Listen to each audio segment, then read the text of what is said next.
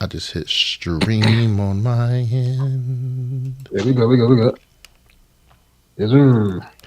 Yes, sir. We in the building. Just ladies and gentlemen, just checking our streams, make sure our streams are good to go and things like that. Good to go.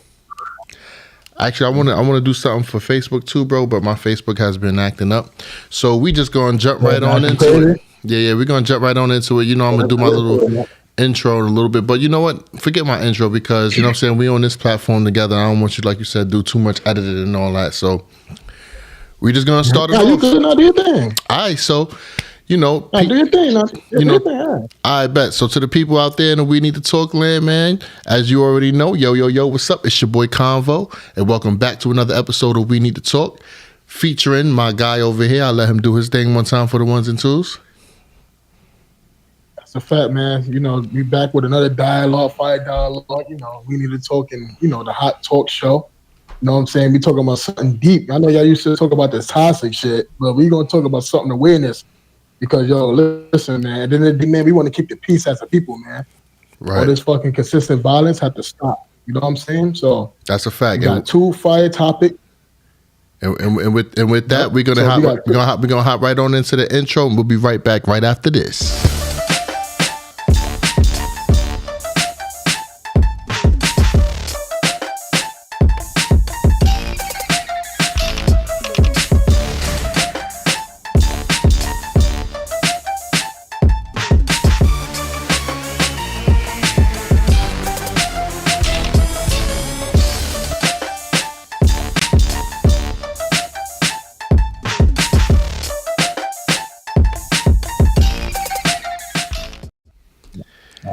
Ladies and gentlemen, welcome back to the show, and give it up for my boy Is in the building one time.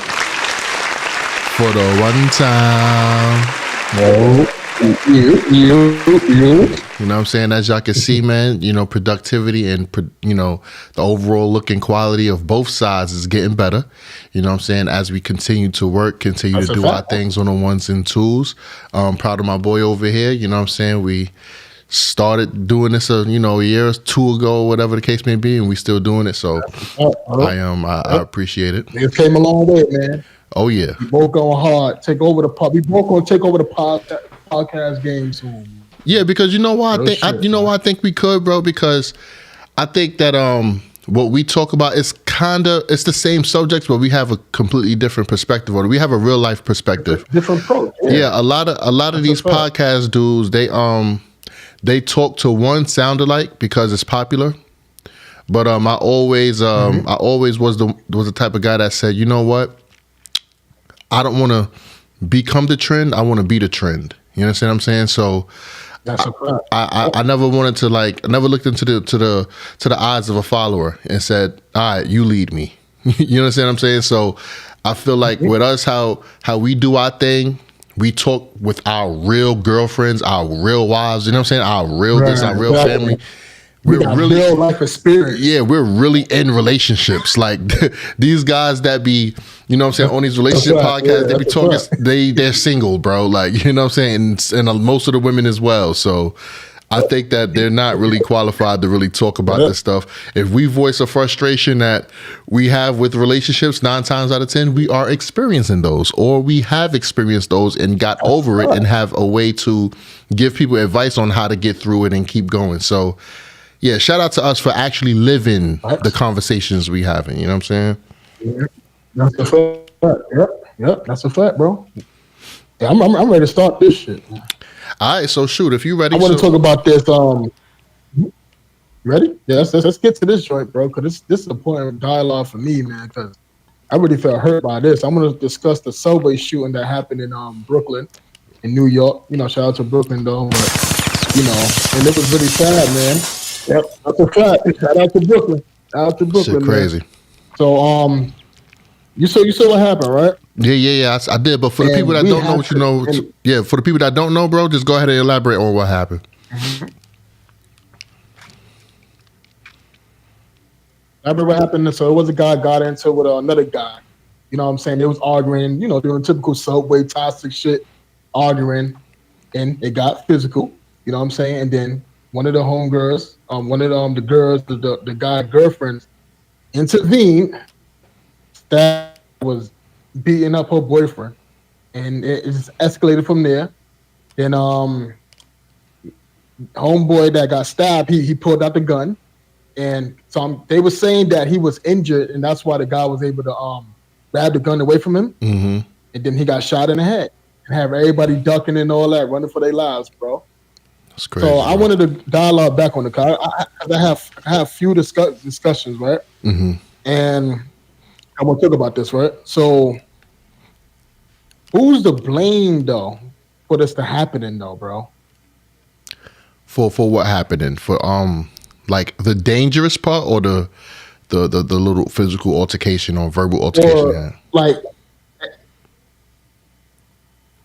say that again. I'm going to go for the verbal altercation first, then before the physical. All right, I'm going to go to the verbal part. Like, who do you think escalated it?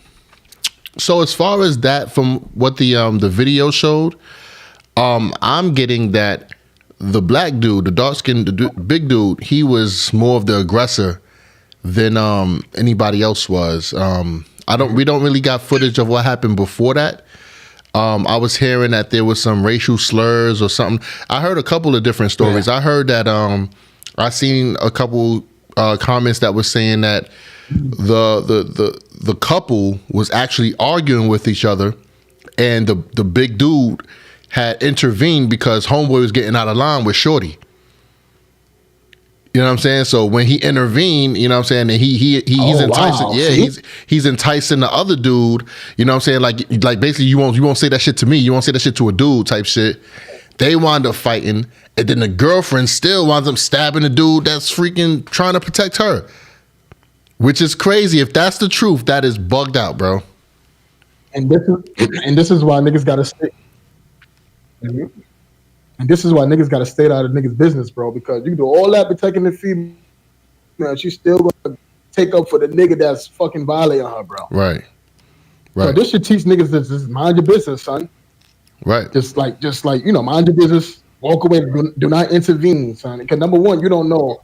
There's always two sides of the story. You don't know why they was even having a verbal altercation. You know, like him and his girl. Number one. So you can't assume because a man is being the aggressor, like it's his fault. She probably say, nigga, that's why you broke ass shit on the train, and she probably triggered him. Right. You know what I'm saying? So you can't assume that the guy is always wrong. And I always want to piggyback on, like, so with Shorty stabbing him, that what got to me the most. And this is why I say this, right? This is why women have to stop getting in male problems. Let men duke it out, because she escalated shit, bro. Because he said, before that, they were just dumping, bro. Right. Nigga had a slammer. He had a gun on him, but he still shot the fair one. He ain't, you know how niggas, when they have it, they be quick to pull out. Right. He shot the fair one.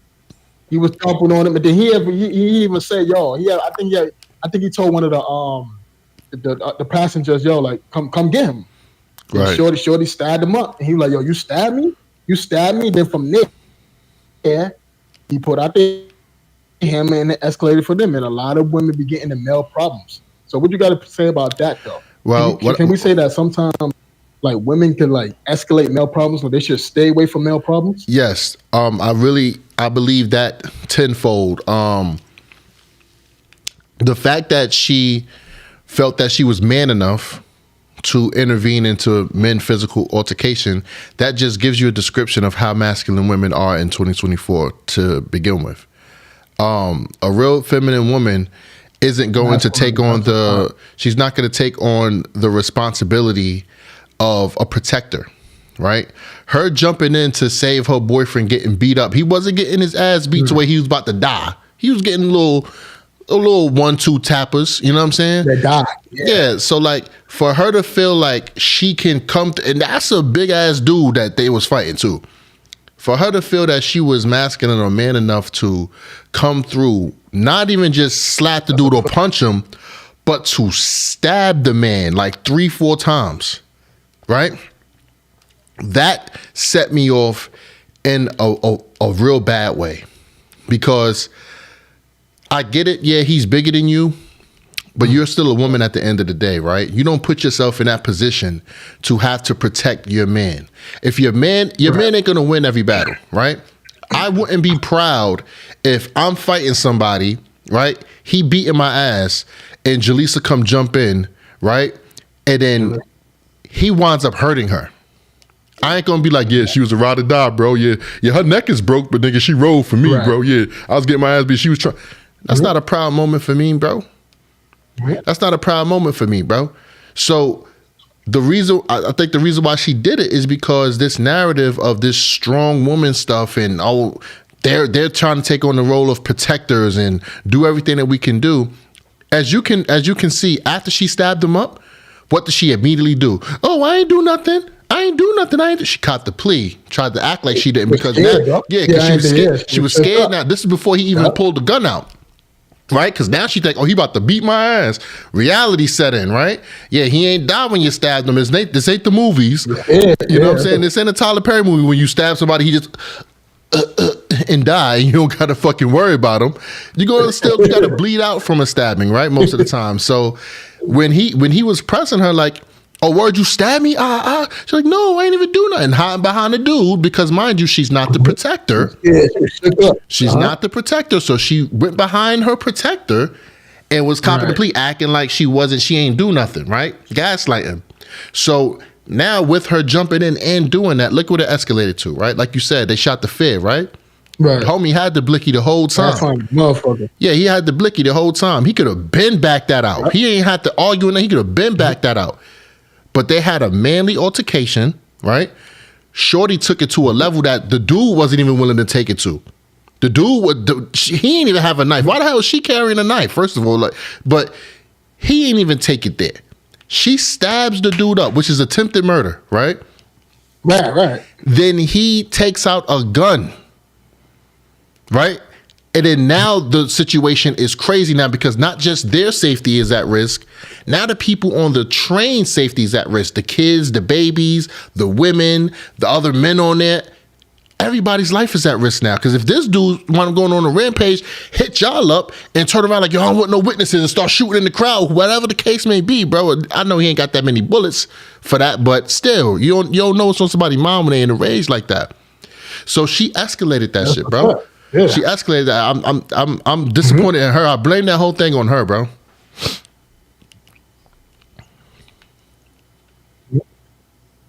And can we say this, right? Can we say like even some guys got to be like careful of learning how to just like, so say like if you with your female and you arguing with a dude, should we say we could also hold the men accountable of not putting your girl in a position where she have to feel like she got to help you out and shit like that? Yeah, that's a fact. That's a fact. So for example, so if you and Jalissa is out, so like if you and Jalissa is out, because number one, you got to worry about her safety too, right?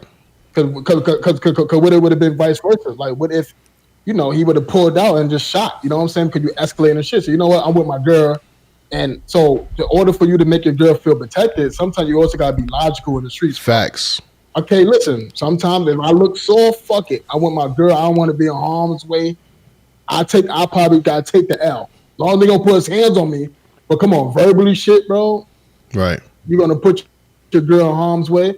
So can we say? So I want to ask you this. So if you in the streets with Jalissa and y'all, you get an altercation, like, would you walk away or would you still put her in a position where you feel like, she probably potentially got to help you out or, you know what I mean? Yeah. Like save you type shit. Now look, me and Jalissa been together. What would you do if you was in that situation? Okay, so I'll break it down like this. Me and Jalissa been together. Jalissa. Right. Mm-hmm. Okay, so me and Jalissa been together for 19 years, right? She's heard about fights I had or how I do whatever I do, have done, but she's never witnessed that shit. You understand what I'm saying?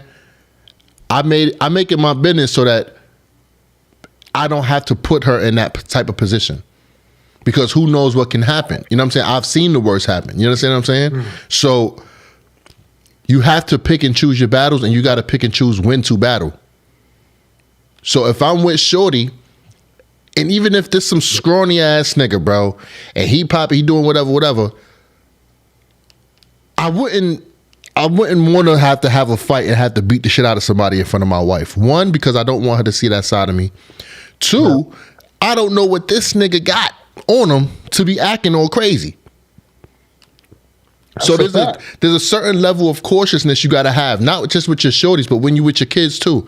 The most that I've ever done around my wife and my kids was curse a nigga out.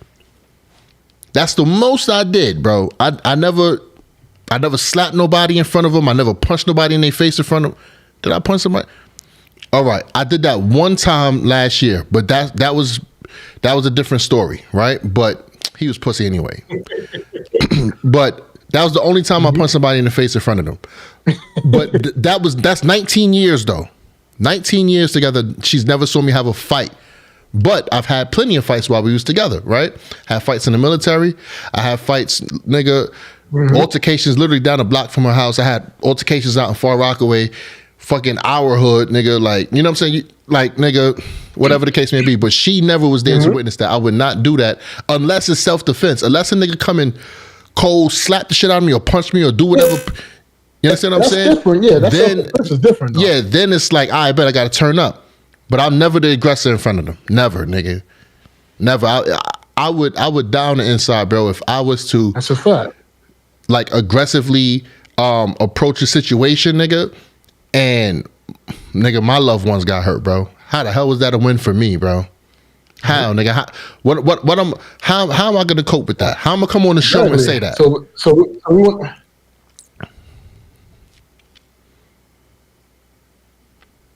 No, it's a fact. And so I want to say, fellas, man, yo, if you with your wifey and shorty, whoever, even like even your mom and any women that's with you, man, like just be logical, walk away. I want to say this: the reason why I feel like I want to talk about us as black men of how we don't. So I want to talk about the importance of emotions versus logical, and reason why most black men like us, we put in positions where we have to, kill each other, hurt each other because we don't know how to walk away with logic. So can we say this, that and like I believe in this, that the reason why most black men are more emotional than logical because we are raised by women. So we're gonna carry that emotional energy everywhere we go. Truly. I'm a type of nigga, if a nigga step on my shoes, I'm gonna let him apologize first before I say, nigga, what the fuck you doing? Right. Let the nigga apologize first. That emotional shit. So can we say this?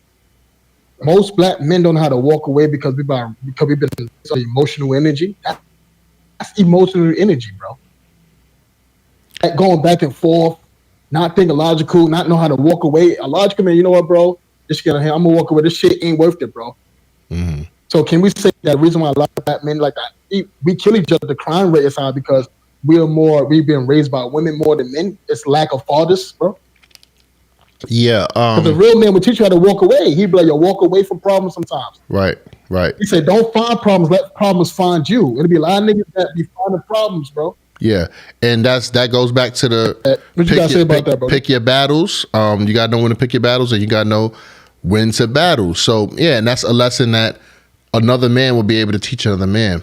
The emotional part that you said, that makes a lot of sense. Because think about it. If you're raised in a household with just a mom, you're a boy, you just happen to be the oldest kid in the house or whatever, or maybe you're the youngest, but you're a guy, right? You don't have that male protection figure in your household, so that male protection responsibility falls on that child, right? So now that child has to pick up the slack from an absentee father. And that makes this child have to grow mentally in a way that he's physically not ready for. He's now his temperament is crazier now because now he has to feel like whenever he goes to Food Town with his mom Dukes, that if somebody acts stupid, he got to be the one to protect her. Not because he's older or bigger, but because he's a male. Males protect. In any species, in any kingdom, we protect, right? So that's a huge reason why. And yes, that is to the fault of either the deadbeat or the career incarcerated prison dad or whatever. You know what I'm saying? Like that is all due to the lack of a male figure in the household. It forces especially the male child to have to step up in ways that he is physically and mentally not ready for. Another thing too, with that is I'm gonna piggyback back on it. All right, I'm gonna just make this one last point with the absentee dad and what it does to the son. It also puts a lot of stress on the son mentally, because now, not that he just has to protect. What is the role of a man? To protect and what? It's another P word.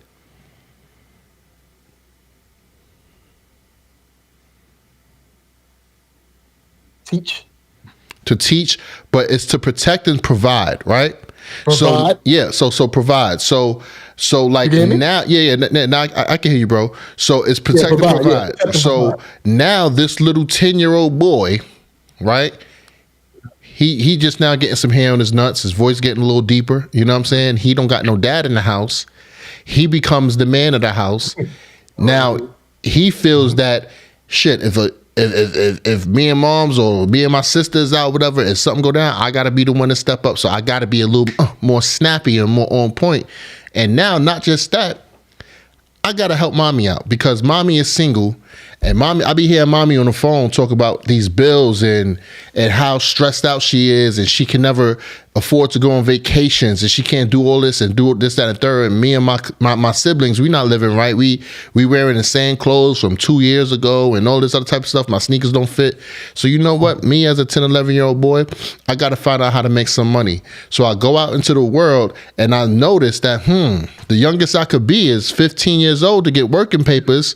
And that's only for the summertime. That's just a summer youth job. I still got 4 more years. So now what I start looking into, how to get money other ways. And the only way to get money other ways is some illegal shit, or to work for somebody that's gonna, like, you can help out. Which I ain't gonna even say that, because that's rare. But it's mostly illegal. It's mostly illegal ways, right? So that's where the young drug dealer, the young trapper comes from, right? That's where that mindset comes from, because now they need to learn how to provide now, right? It's very rare that it's young ladies going out at 10, 11, 12 selling drugs, right? It's mostly the boys, because the boys has to learn how to go out and get it and provide, not just for themselves, but for the household. Shit. Yes. It'll make a little 16-year-old boy feel good if he could make $300-400, nigga, and have an extra $300-400 to put some groceries in the house. Nigga, a little boy gonna feel good. Little man gonna feel accomplished. You know what I'm saying? But that's not his job. That's not his role. He's still being molded. He's still a boy. He's still a child, right? So he's still growing up, but he had to grow up quicker because there was no male representation inside of that household. And that is what makes kids, become fucked up, nigga. They have a lot of experiences they shouldn't have had at younger ages, especially these boys when they got to go out there in these streets and sell drugs and live a dangerous life. They wind up getting killed or in jail, and it becomes a lifestyle because that's what they're used to, because they feel that they have to.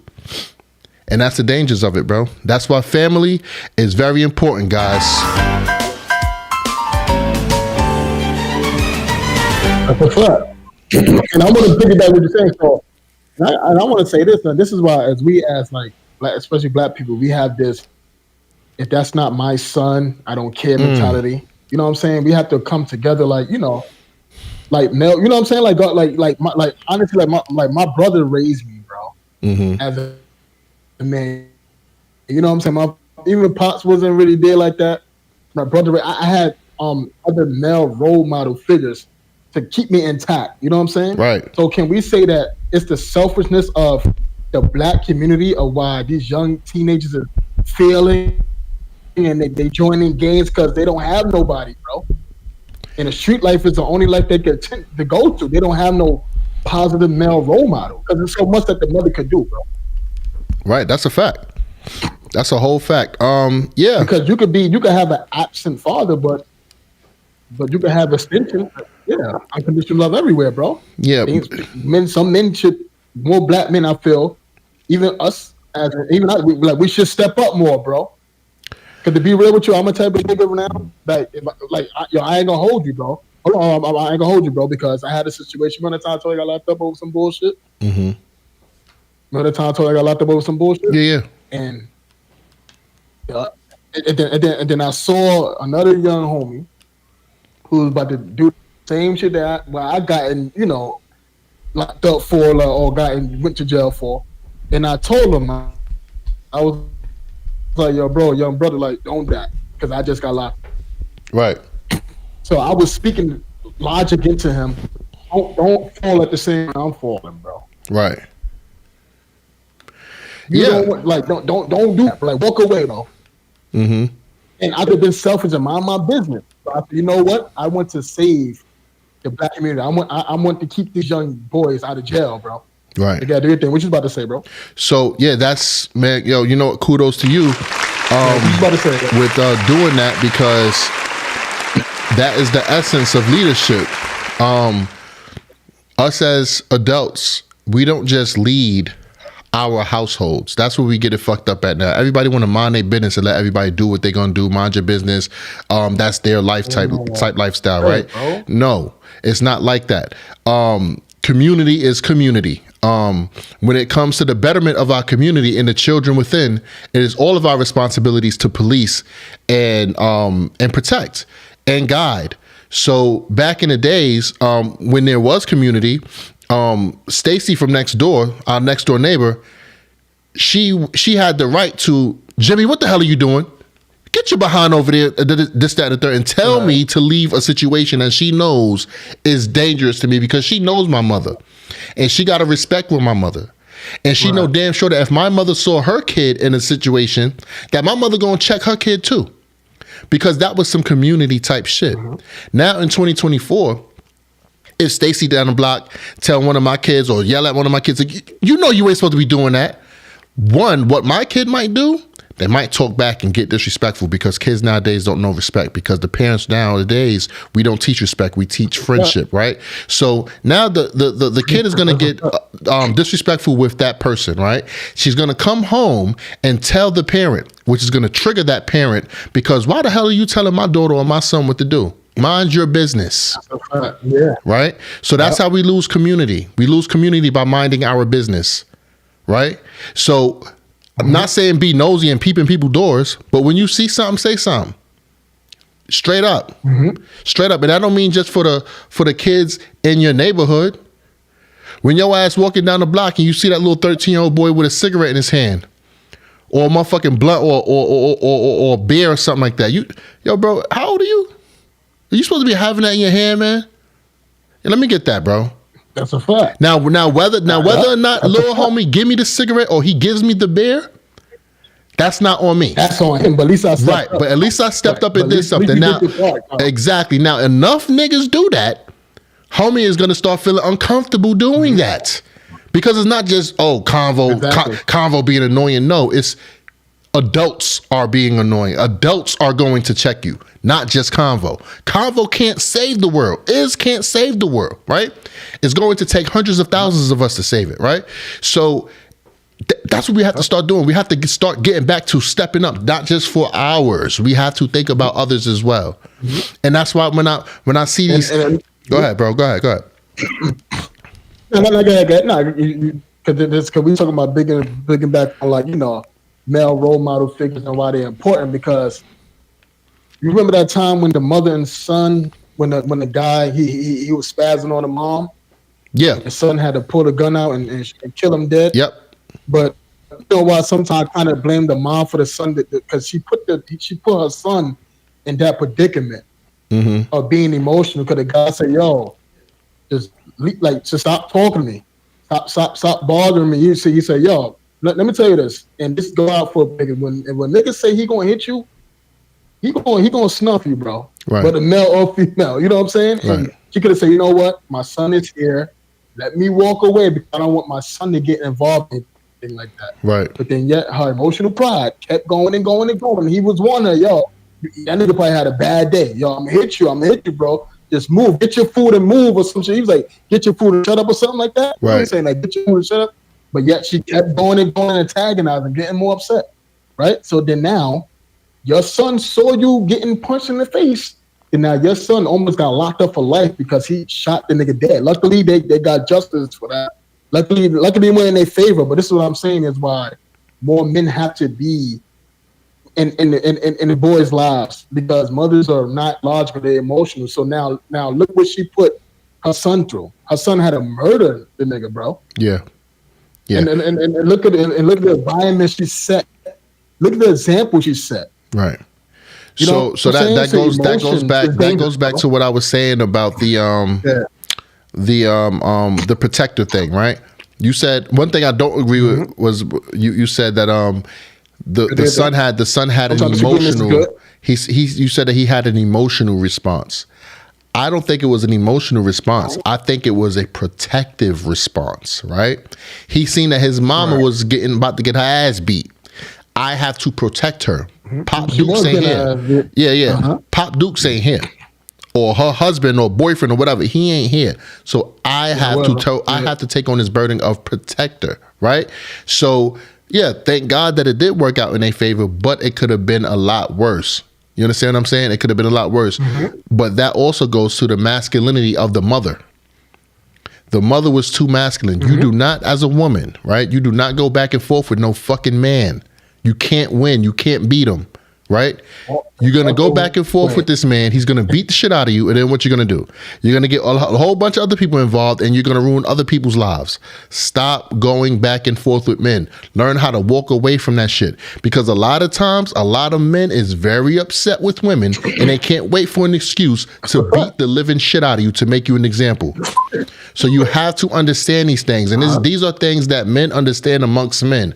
I know for a fact that if I am on the basketball court playing basketball and this one dude that I keep pushing every time that I go past him, eventually, if he don't push me back or punch me back immediately, he's eventually going to respond with violence. I understand that as a dude. If I keep antagonizing somebody, if I keep talking on somebody's dead whatever, or whatever the case may be, disrespecting somebody verbally, a man, if I keep disrespecting a man verbally, I understand that this verbal abuse can have a physical reaction. I understand that man to man. This is what women don't understand because women are so protected. They say that nobody protects women. The whole judicial system is to protect women. You guys can disrespect, you guys can assault, you guys can sexually assault us and everything. If we put our hands on you, we go to jail. You guys are protected more than you think you are. That's why you feel that you can go back and forth and disrespect and do all these things to men, and men just have to go against their natural proclivity to protect their own pride. We got to hold it back because we know in the court of law, we have no wins. Physically, we will fuck you up. But legally, we will lose, and we're not trying to risk that. So women take advantage of it, and they do the things like that mother did that got her son in the position to kill that man. Yeah, so far, you'd be surprised how many niggas locked up because of females, bro. Oh, plenty. I was a CO, bro. Locked up because of females. I heard of many. Yeah, after that shit, because it's street shit. After that shit, because they be dealing with toxic ass women, and they be triggering the fuck out of them, bro. Right, it's that trigger. That shit be happening. I want to say this, right? Yeah.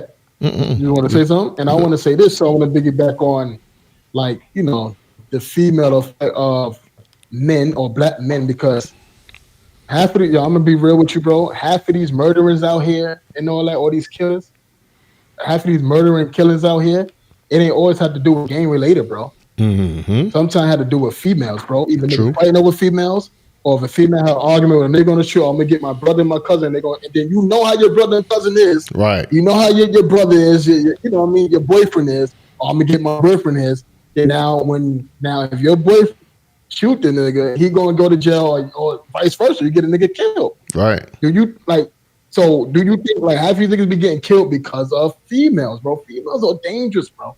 That's true. So we got to kill this narrative that is always related, bro. So I want to say this, and impressing females is very dangerous. And I'm going to say this because I'm going to go back on the subway shooting. I feel maybe if that Spanish guy girl wasn't there, niggas want to press their females to see how tough they are for their girl. Nigga had the little man syndrome. Yeah. No, real shit. That's dangerous. The nigga do that shit, combo. Don't front, bro. That's a fact. Like a little harder for their female because I don't want you to look like you hooking me in front of my girl. Right. So I'm gonna say this: impressing females is dangerous, bro. So I believe that if his girl wasn't there, he probably would have ignored, like kind of like ignored the homie. He probably would like, fuck it. Being that his girl was there, he want to put on his mouth to one of his girl. I'm gonna show my girl that I ain't fucking pussy. I ain't a wimp. Well, bro, if you watch the video, if you watch the video though, bro, he was backing down for like a good 2 minutes, bro. He was backing down. The big ass black dude was in his face enticing him. He was like, "Yo, fuck your race." Like he kept going. He was poking at him, bro, for over 2 minutes before he finally got up and threw his hands up. He was backing down for a minute. He was backing down for a long time. The Spanish dude back. He was sitting down. Yeah, the Spanish dude was sitting down, just letting dude just talk. Like, all right, fuck it, man. I don't want no smoke. Like, just trying to look away from the nigga. He in his face talking crazy to him for like over 2 minutes. Yeah. Let me tell you this. Hold on. Though. You remember that Chris Rock and Will Smith situation? Yeah. Will Smith was laughing to Jada, gave him that fucking look. You gonna let that nigga talk to you like that? Talk about me like that? True that. Said, you gonna let that nigga talk to you like that? Some women do that shit, and he probably felt pressured because he probably wanted to walk away. True. So think about that Will and Jada Chris Rock situation. So that's Will Smith was. So now he saw that look from Jada. Right. Get my name out the mouth. Right. Now he messed up his whole reputation and try to impress women. Yeah, try that's to be true. A woman pleaser, bro. That's true. Do not be a women impresser. Do not be a women pleaser, because now you're gonna mess up your reputation. And now, thank God he didn't get locked up for shooting him in the head. But now you want to impress her. Now you probably killed this nigga. You probably didn't want to do that because you want to be a women impresser, bro. Yeah, that shit is dangerous, my nigga. Yeah, I think honestly, bro, like I think it'll be as grown men. I bet when we kids, right, when we teenagers growing up, it's more impressive to girls, to hood rats, when they see a dude is able to beat the shit out of somebody and be rageful and, you know, be the craziest nigga in the room. That's cool for the hood rat bitches, right? But grown women, real women, you know what I'm saying, feminine women, it's uncomfortable for them to witness their men in rage, okay?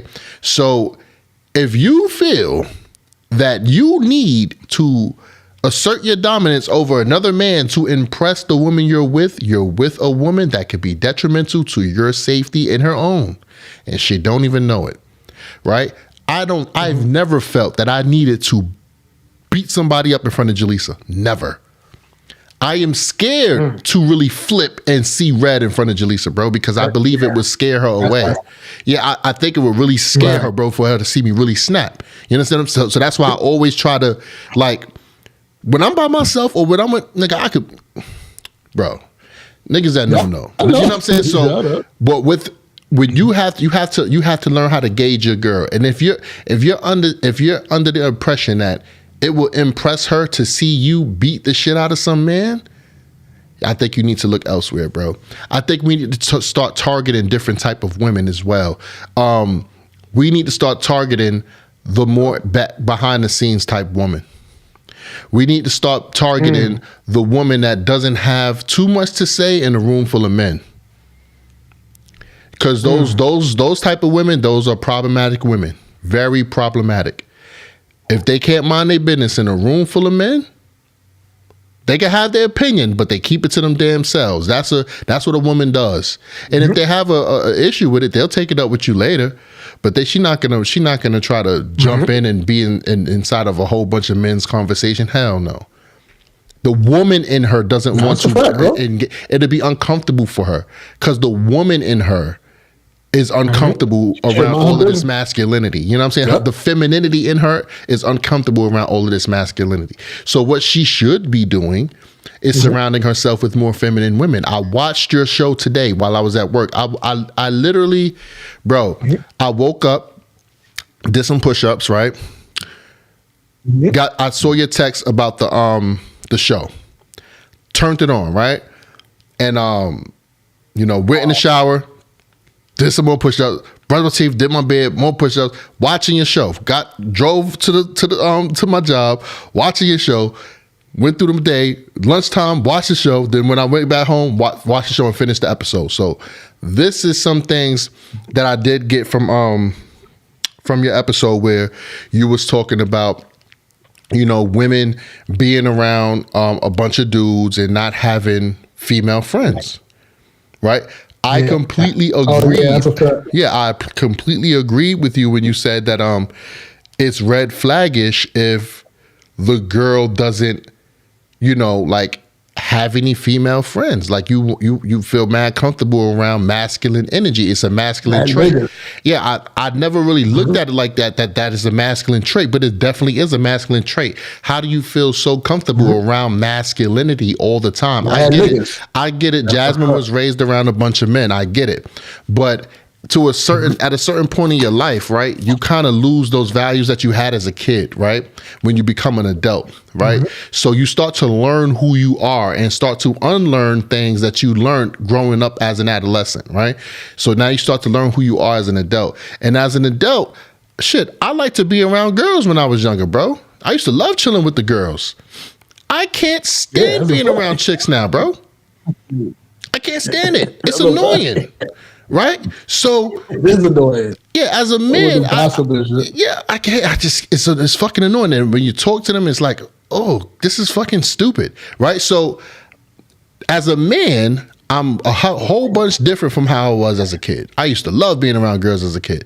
So what I say to Jasmine, even she probably don't know this about herself, but she is a lot more comfortable now with feminine energy because she has a lot of that shit. Yeah, she has. Jasmine has a lot of feminine energy. The fact that she uses, she prioritizes love and she prioritizes her dude, bro. That is the most feminine trait you can have in 2024, bro. These girls are not prioritizing their dudes. They're not prioritizing love. What they're doing is prioritizing the opposite. They're prioritizing themselves and they're prioritizing money and personal gain, right? She's prioritizing her man and family. So that is very feminine. So I think she should give it a try. I think she should definitely drop the thotty friends. That's never good for a woman or male in a relationship. But not that she has to drop them, but you know, like she said, she could slowly just wean herself away. What she did with the thotty friend that she had, how she separated herself. That was the same thing I said to you on our last episode a couple of days ago. There's ways to separate yourself without just breaking it off and being fucking rude, right? She noticed that, all right, this relationship with you isn't conducive to the relationship I have with my guy, and this is my guy, right? So I have to kind of push away. And if she can't respect that, bro, if the friend can't respect that, then that really wasn't your friend in the first place. That really wasn't your friend in the first, because that friend knows the lifestyle she living. She knows what she's saying to you. She knows she's telling you to fuck with other dudes and all that. So when she see that you took it upon yourself, your man ain't make you say this shit. You said this shit yourself. Yo, look, this ain't healthy for me in my relationship.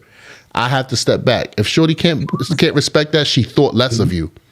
If you tell one of your friends like, yo, look, I feel like our relationship is detrimental to my relationship, and girl, let's just take a little break from this. You know what I'm saying? Till we figure some more things out. If she make you feel like, oh, you're gonna stop talking to me because of that nigga? Well, sure, I knew this, that, and the third. If she flipped, she thought less of you.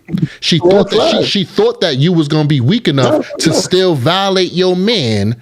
You know what I'm saying? For her and y'all two's relationship. You know what I'm saying? She thought that you was gonna continue to be a thought. Or not continue to be a thought, or you were gonna surround yourself with thoughts, even though you have a dude. She thought less of you. She didn't think that you was gonna. She didn't think that you were ever gonna make a responsible decision. So, yeah, I saw that episode. I think that was a great. I think that was a great conversation you guys had today. If you guys don't know, to the We Need to Talk family, I have Iz's podcast page tagged in the description. Go ahead and hit that link. Give them a subscribe. Give them a follow. Watch a few of their videos, man. They be having some dope conversations. As you can see, is my boy on the camera right now. Well, you guys can't see, but for all of the Hot Talk Show listeners, this is why it's so important to listen to the We Need to Talk and Hot Talk Show podcast, because we're brown skin and they're light skin. You get the best of both worlds.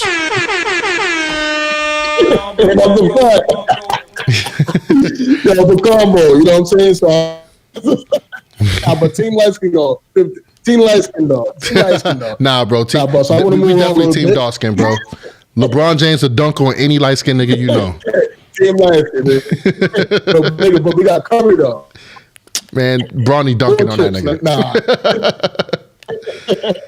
Nah, but let's move it along. Yeah. I want two discussions. Then we're gonna go on to your joint. All right. So two discussions. So should Shorty stabbed him? Should Shorty be locked up for that? Hell fucking yes.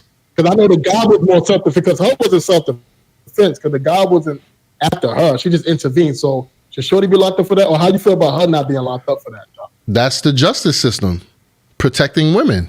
It's easy to paint her as a victim, even though she was an aggressor. She came through with a deadly weapon. One, she was carrying a deadly weapon. That's a crime in itself. Then she utilized that deadly weapon and attempted murder. She didn't stab him in his foot. She didn't stab him in his fucking finger. She was stabbing him in his back, bro, with that big ass knife 3 times. If you watch the video after she stabs him, dude has a wife beater on, right? Or a white t-shirt. That's almost attempted murder, bro. That's attempted murder, bro. That's a felony, bro. That's a felony. Because once, but she was poking that nigga, bro. So she was poking him. That's why he was. Look how big dude is and how small the Spanish dude was. It's no way you wrestling no gun out that nigga hand. He was really weak. He was bleeding out, bro. And then he popped him in his head, bro. Yeah, that's a fact. Bro, you know what I'm saying? Like, dude was bleeding out. You could see the blood coming down the shirt. She was really poking him. Yeah. You know what's so funny, Convo? Like, you heard mass shots. It wasn't one shot. Self-defense is one shot. It was like 5 rounds nigga pulled. You know what I'm saying? So I don't know how he actually got off. Like, that's like if you punch a motherfucking face, or you try to attack me with a knife and shit like that. If I shoot once, I know one shot gonna affect you, bro. You know what I'm saying? Yeah. But if I shoot that means that I wanted to kill you, bro. And honestly speaking, bro, if that was a white man, if that was a white man in the business suit, they would go to jail. They would go to jail. That's a fact. And honestly, bro, I don't think his intention. It might look like it was self-defense, but I don't think his intentions was self-defense. I think he really wanted to murder, because he was. It was like 5 shots that went off. If it was self-defense, he would have shot him once. He was already stabbed already. He was already weak. True that. So I don't know. So I feel he should be locked up. I feel justice, the system is fucked up for that, because like you said, because it's a black man, but it was a white man, the outcome would have been very, very, very different. You know what I'm saying? So I want to ask you another question. I got 2 more for you. Then we're gonna move on to your joint. So all right. One more question. If you was there, so if you had the power to intervene, or if you had the power to change the outcome of that situation, like what would you do? Like if you was there? I would if I was in the audience, or if I was one of the parties that was involved. Like the audience, just like you just being there. It's nothing I'm doing, bro. Dogs. I am really married with children out here, bro. You know what I'm saying? I am really Al Bundy, the black version. You dig? I am not putting myself in harm's way for niggas having an altercation. They're going to have to handle that as men however they see fit. As you can see, there was 2 deadly weapons there. Now imagine them niggas is they big dude just arguing with homie, disrespecting his culture or whatever. Fuck your people and y'all go back to y'all country or whatever. Ooh. I said, I'm like, yo, bro, chill, man. Stop bothering Mexicano. Leave Poppy alone, right? And me being a way bigger dude than Mexicano, he look at me as more of an intimidating factor. Like, hold on, wait, this nigga might actually get the best of me. And he pulled that gun out on me. Right. He ain't pull that gun out on little homie because he knew he could beat the shit out of him. He ain't need that gun. But what if he saw me, some dude that's his size, or you know what I'm saying? It's like, oh, I bet I might could lose this fight. Yo, boy, shut the fuck up. Pull that shit out of the way, though. Yeah, like, you know what I'm saying? Pull that shit out. And then it's like, I'm under fire because I'm like, oh, shit, hold on, wait. I ain't considered Jaleesa and the kids then. You know what I'm saying? Now my life flashing before my eyes. And I'm like, oh, shit, yo, bro, I'm sorry. Now I'm copping the plea now. You know what I'm saying? Because I'm involved myself in some shit. Bro, call the cops, man. Call the cops. It's not my duty to protect you. I'm not the police. That the Spanish guy, he could have gotten himself out of this situation, like you said, if he would have stayed quiet. I feel like this. 9 times out of 10, this is just how I feel. It could be paranoia or just my sense of, you know what, you never know what could happen. I'd look at it like this. If a nigga is overly aggressive and looking for smoke, he got something on him. 9 times out of 10. Yeah, that's a fact. Because he's 9 times out of 10. He too confident. He got the up on you. He got the drop. So with me knowing that, I'm not gonna entertain you, bro. You're too on it right now, nigga. You really acting like you hate me. I don't even know you. You too on it. You ain't trying to fight, my nigga. You got something on you that could really harm me, my nigga. So you know what? You got it, bro. You got it. But now if you touch me and I got to defend myself, I got to defend myself. But I ain't about to entertain you, homie. You got it. 36-year-old Jimmy's like that. That's a fact. Now, back in the days, yeah, it was different when I'm not being too logical. It's more of a pride thing, like, oh, this is an opportunity to beat the shit out of this nigga in front of mad people. You know what I'm saying? Oh, I could go viral right now, whatever. Then I'm gonna react different and probably get myself clapped. And then it's like, oh, why did he do that? You know, poor little Jimmy, he was 17, mad nice with basketball. He always used to bust his ass. And this, you know what I'm saying? So it's you know. Fuck out of here, nigga. Fuck out of here, nigga. But nah, like you see what I'm saying though, bro? Like we think differently from men opposed to being an adolescent. As an adolescent, we think it's cool to be the hothead and just, you know what I'm saying? So fucking aggressive, bro. That shit is not cool, man. That shit ain't cool because you never know. You never know. And this is what I would do if I had the power to change the outcome, because I believe in, you know, I know you can't say the word, but you know, because I'm tired of black brothers going to jail for stupid shit, right? You know what I'm saying? So with me, I would say, you know, bro, it ain't worth it. Y'all two, try your best to chill out, let it go, just walk away. You know what I'm saying? Like, I would intervene that way. Like, if I had a power, like, that's what I would do. I would kind of like probably talk more to the brother though. Yeah. Because I really know where that emotions come from. It probably come from a lack of father. You know what I'm saying? A lot of black men be angry, bro. He probably just got fired. A lot of black men look for.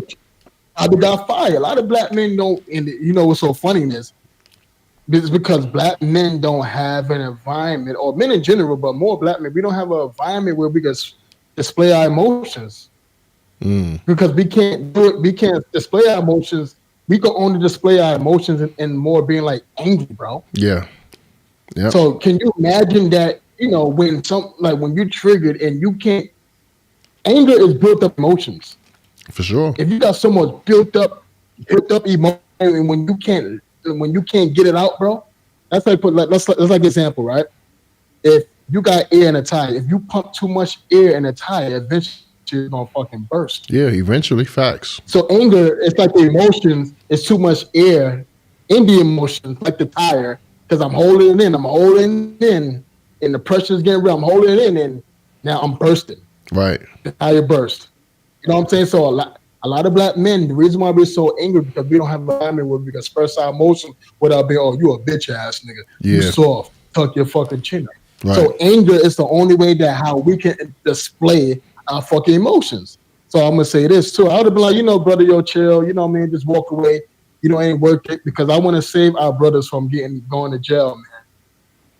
Because and I ain't gonna hold you, man. Because even sometimes I think that's our problem. Black people problem. We have this I'm minding my business shit. Because I be seeing some videos that when it be two women argue, I'm like, and then I be seeing men there. I'm like, that really gonna let these black queens fight? Yeah, that shit is not sad. Intervene and say, yo, no, yo. And what they do is they record instead of saying, you know what, yo, and know that, yo, at the end of the day, you're a fucking mother. You shouldn't be out here fighting and shit like that. Because I be knowing niggas that be knowing mothers And what they do is they rather record and say, oh shit, rather saying, yo, knowing that Keisha is a whole mom of 3, knowing that she shouldn't be acting like that in the fucking streets because she got kids. Now, then what if your ass get locked up now because you want to fight this female? And niggas, and I feel like more men, black men, have to more step up. When you see 2 females fighting, stop that shit. Yeah. Stop that shit, bro. For sure. And I'm going to say this, and I want to piggyback on that. I want to ask you one more question. It's been dope. We're going to get on to your joint. How can we keep the peace as a people? That's my question to you. How can we keep the peace as a people? I'm going to get to that right now. I just want to add one little caveat to what you just said. Okay, do it then. I love the fact that you would, intervene verbally. Yo, look, listen, being the extinguisher to a fire, right? Yo, look, man, it's not even worth it, bro. Like, let's just go our separate ways, man. Y'all go over there. Boom, I get that, right? But you got to understand, as a man, you being on a train and you're intervening in 2 grown men's confrontation, right? No matter what you say to these grown men, they are who they are at this point, right? Their mindsets aren't really going to change. Hence the reason why older men like younger women, because they're more coachable, right? They're not really set in their ways yet, right? There's still room to mold, right? And train, right?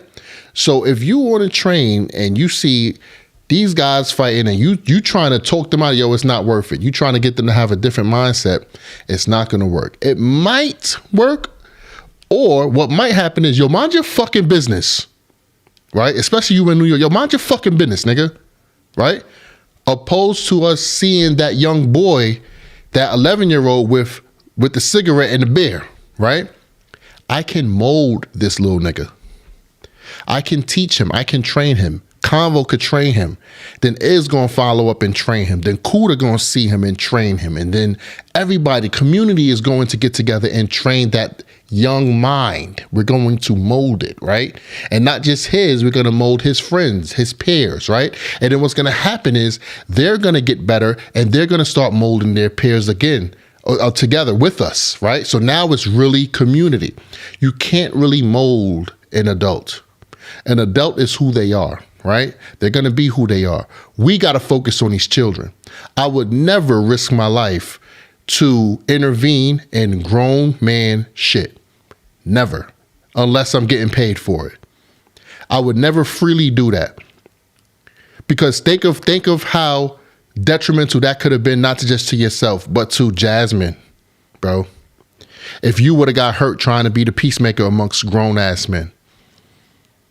That's what we got to consider. And that's part of community. Yeah, and that comes with sizing the situation up as well. Now, if these was 2 fucking 11-year-old kids, man, y'all 2 little niggas, move. What the hell y'all doing, man? What the fuck y'all fighting for?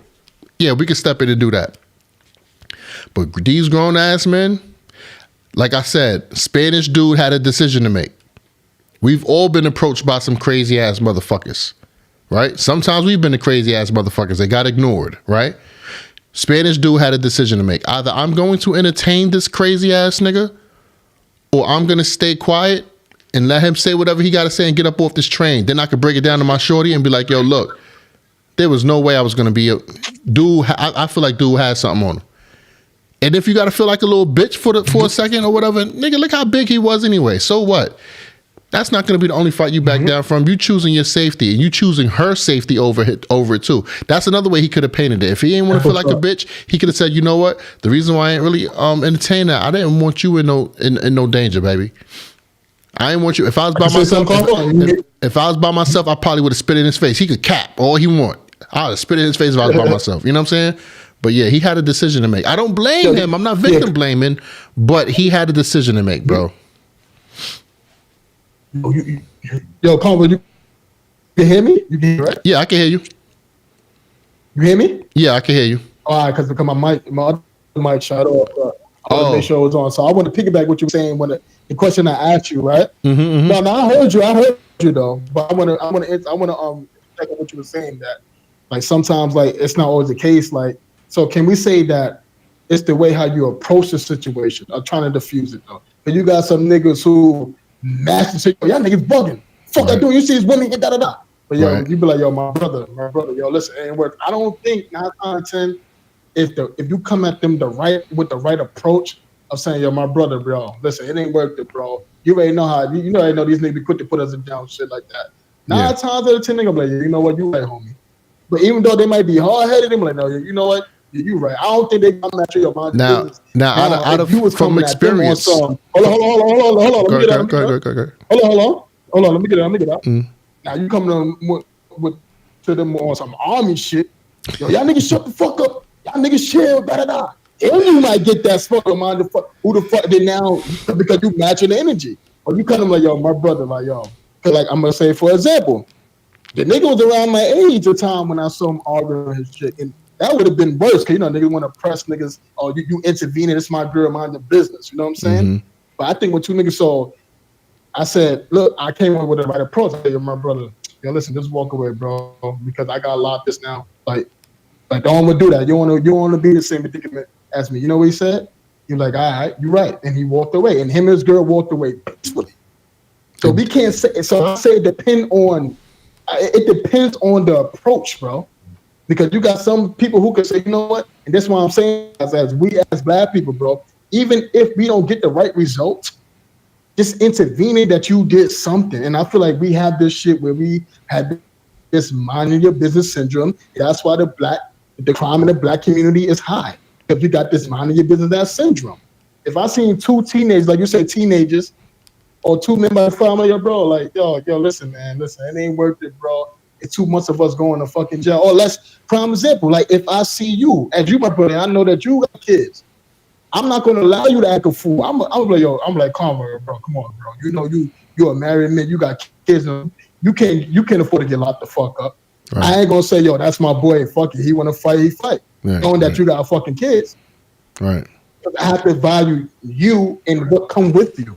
And I have to calm down, bro. Don't punch a nigga in his face, bro. That's exactly. Real. I'm like, come on, bro. Don't punch. Because I know you could be hit. I'm like, but I should do that shit with access, nigga. Me and this nigga about to get in the shit. Like, we be walking the hood. Kudo always was happy. Kudo was a high head. I was a high, but Kudo was more high head than me. I'm like, yo, bro, walk away, bro. That shit ain't worth it, nigga. Number one, nigga, it's 2 of us, and it's 10 of them. And you acting a fucking fool and we get fucked up, then you know what I'm saying? Like, I'm like, yo, just walk the fuck away, bro. This shit ain't where he be like, nah. But I'm like, yo, walk away, bro. Because I don't want my brother to actually put both of us on harm's way. I don't want him to be in harm's way. And I don't want us to get locked up. Then I don't want us to have beef where we gotta fucking look like we gotta, you know what I'm trying to say, bro. I get exactly what you're trying to say. Like, and I have something great to say to that. I completely agree with you, bro. Yeah, do it. When you said that, something resonated with me. Yeah. The word chivalry resonated with me. And when we think of the word chivalry, we think that we can only be chivalrous to the female gender, right? I honestly think that everything that you just said will be men being chivalrous to other men. Because that is a caring act, right? When I'm being chivalrous to a woman, I'm showing that I care for her, right? I'm opening the door for her. I'm fucking putting a mat down on the floor when she coming through the door, right? I'm fucking giving her my umbrella in the rain. You know what I'm saying? I'm showing that I care for her, right? Mm-hmm. So when you are there for me as a brother, when I'm in a state of rage or just being crazy, right? And you come to me and you diffuse my lighter, right? And say, yo, Convo, you got kids to think about, bro. I don't even think this shit is worth it, my nigga. You don't even need to entertain this at all, right? You're showing me signs of caring, right? So that to me is a chivalrous act that men can show each other. Nah, you ain't gonna give me your umbrella, nigga. You better not open no damn car door for me. I'll punch you in your face, nigga. You know what I'm saying? But talking me down, bringing me down in other ways as men, as a brotherhood, right? That is, to me, a big caring act that we've gotten away from, especially in the hood. Because you know why? In the hood, niggas don't really care about each other in the hood, bro. If you could sit there and watch your homeboy go through some shit and motherfucking condone it and preach towards it, and they getting into fights and they drinking their life away, they smoking their life away, and you don't have the wherewithal to motherfucking talk them out of that. Y'all niggas don't care about each other, man. Y'all don't care about each other, bro. Y'all niggas having fun together, bro. When a nigga die, they gonna wear your t-shirt for a couple weeks, couple months, couple years, maybe, my nigga. But they life gonna go on. They ain't really too stressed, nigga. They don't really fuck with you like that. So we have, like you said, we have to get back to that. That would be fire. That would be the leadership that I think women are looking for as men to start executing, bro. When we start stepping up and really start policing these little motherfucking kids and policing each other like that, I think that's the leadership they're looking for, bro. I really think so, because the leadership that they're looking for, they don't want to listen to us, right? They don't want to listen to us when we say, hey, carry yourself in a more respectable way, cover your titties up, don't be shaking your behind in the club. They don't want to hear that leadership, right? They want to run into that glass wall, that brick wall themselves. But I honestly believe that if we start showing up more in the community, that they will submit subconsciously, you know what I'm saying, and start believing that, you know what, this nigga is a man of value. Even though he ain't rich, he's rich in the community. You know what I'm saying? So yeah, I think that was dope, bro. Give it up for you one time for that point. Yep. That was dope. And he got a logo. Yeah. That, bro. And I'm gonna end off as this. How can we keep the peace as a people? Okay. Yeah. Yep. That question. Okay. So then we go on to your joint. All right. Bet. So I just want you to piggyback on that. How can we keep the peace as a people? We keep the peace as a people by being, we have to change our mindset, right? We got to stop being followers. We need more leaders, right? Like I said, don't be the trend, set the trend, right? Don't follow it, set it. So if what's being popularized on our cell phones, AKA our IV, right? Cell phones like IV for us. It's running through our veins, right? We can't live without it, right? What's so popularized on our cell phone is the thotty woman, right? And the drug addict male, because it's not even a drug dealer no more. It's the drug addict male. So prostitutes and crackheads. That's what's the narrative that's being painted for the black urban picture, right? That's the face of the black urban picture. The crackhead male and the prostitute woman, right? So if we can stop being followers, if we could look at bullshit for bullshit, bad for bad, and realize it's bad, and purposely steer away from it and purposely not support it and not say, and stop saying, oh, well, it's their lives and no, it's not their lives. It's actually our children's lives, because the more we support this shit, the more our kids see it. And the more our kids see it, they look up to it and they idolize it. They don't really idolize their parents. Kids don't idolize their parents. They idolize their heroes, and their heroes are the celebrities, right? That's just how it goes. Now, if you eliminate celebrities from your kids' lives, which means they can't watch TV, they don't listen to music, they don't watch movies, they don't do none of that shit, and you are the only representation of an adult, yeah, they'll idolize you then, maybe, right? But until that happens, which would probably never happen, logically speaking, their idols are the people that are on these devices. So we have to start not supporting these motherfuckers. When we see Sexy Red pregnant and popping her pussy, talking about some, I fuck my baby daddy and I suck this, and we have to be like, yo, she's whack, bro. Like, cancel her, bro. Like, she don't have no talent. She's ugly as fuck, right? She don't really have a body at all. I don't know why the hell she's fucking popular. Her weave looks stink every time she's on the motherfucking camera. She's the epitome of a fucking prostitute. No, we don't support this chick. She's trash. She's a piece of shit.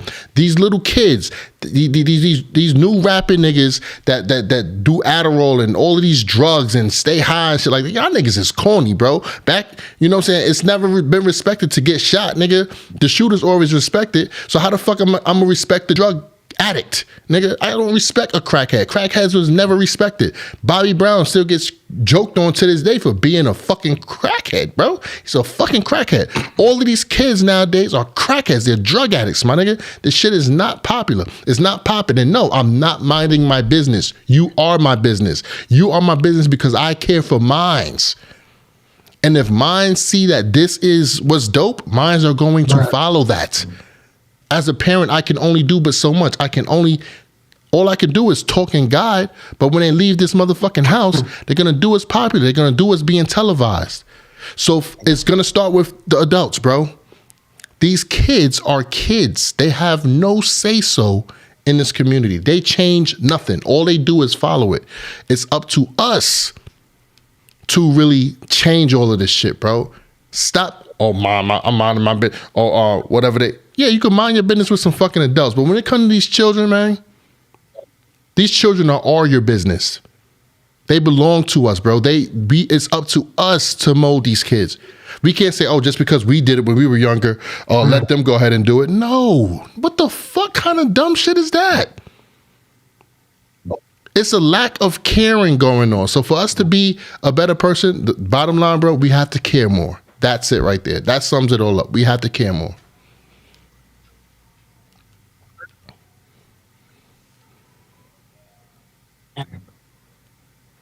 You there, bro? Yeah, you can hear me, Convo? Yeah, I can hear you now. Yo, you can hear me? It's kind of breaking up. It's kind of breaking up a little bit. And okay, and yo, that was really deep, man. I'm gonna go bigger back what I can do to keep your peace. I ain't gonna be too long on that. I want to move on to the other shit. You know what I'm saying? Is I think we should have more mentoring programs. We should have more, let's say, programs to teach about logic, to teach about not being prideful, learning how to walk away type shit. Like actually we should teach people how to walk away. Caring, like you said, care though, intervene, caring, more caring, you know what I'm saying? More stepping up, intervening, let's be less selfish. Let's say this, and I'm gonna say this, bro. Keep your peace as in people, man. In order to keep the peace, yo, I'm gonna say this, man. We got to get rid of this no snitching shit, bro. We gotta get rid of this no snitching shit. You know why this is not peace in our communities? Because we got this no snitching shit. Let me tell you this, man. I'm a type of nigga, I'm for the people. You can't be for the people when you keep letting shooters in the streets and you're not saying nothing, bro. And I feel like we have to do this. Like, so what you think about that? Then I'm gonna piggyback on that. That's no snitching shit. Like, do you think that shit is a myth, bro? So if you knew that this guy's an active known shooter, I feel that no snitching shit is not for regular civilians. That's for niggas who live that street life. Exactly. You know what I'm saying? So that's a fact. So if you, right, because we talking about keeping the peace and keeping the peace in our streets, so if you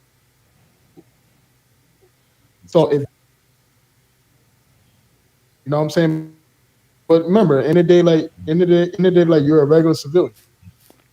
Would you snitch? So would I snitch? Remember, you're giving us as the people, bro. Now, I am a regular person. You know what I'm saying? I'm a civilian. Remember, I'm a civilian. This guy, he had a lot of mothers crying. Right. So I'm a civilian, man. So like you said, that whole snitch shit, that shit don't apply to me because I don't engage in criminal activity. I don't engage in things that would, put me in jail per se. You know what I'm saying? I don't do that on a day-to-day basis. I'm not in the streets. I'm a whole boring ass dad. You know what I'm saying? Husband and dad, bro. That's my life. So when it comes to the authorities and reporting to the authorities, snitching is not a thing that somebody could call me. You understand what I'm saying? But now, nigga, if I did partake in any criminal activity and I was to get locked up for it, I am not. If there was something I had an accomplice, I am not giving that person up. And it's just rules to it, right? If you gonna ride or die for the streets, right? The riding is getting the money when everything is good, right? We riding, we moving, right? The die part is when shit go bad, nigga. So I'm riding and dying with it. So I'm not gonna snitch on you and hope that you don't snitch on me, my nigga. Nah, bro. If one got caught, damn, bro, we got support, homie. You know what I'm saying? Now, when it comes to shooters and shit like that, gun violence and drugs and everything like that, like I said, I don't partake in that. As a civilian, if I did see somebody shoot somebody on the corner and the cops ask me if I seen anything or whatever the case may be,